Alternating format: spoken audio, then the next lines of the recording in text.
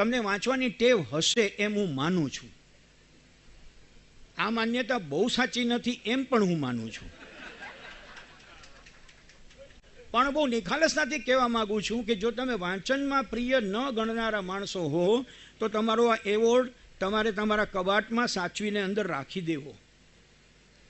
જે વાંચતો નથી તે નવું વિચારતો નથી, જે વિચારતો નથી તે ચિંતન કરતો નથી, જે ચિંતન કરતો નથી તે શિક્ષક થવાને લાયક નથી.